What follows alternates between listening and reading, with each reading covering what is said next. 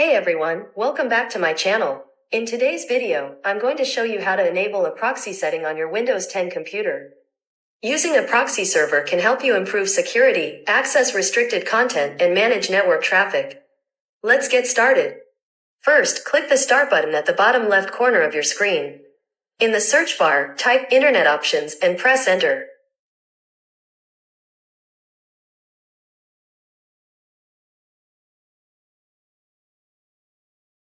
In the Internet Properties window, click on the Connections tab. Under the Connections tab, click on LAN Settings. In the LAN Settings window, check the box that says Use a proxy server for your LAN. Then, click OK. Click OK again in the Internet Properties window to apply the settings. And that's it. That's how you enable a proxy setting on your Windows 10 computer. If you found this video helpful, please give it a thumbs up, leave a comment if you have any questions, and don't forget to subscribe for more tutorials. Thanks for watching, and I'll see you in the next video.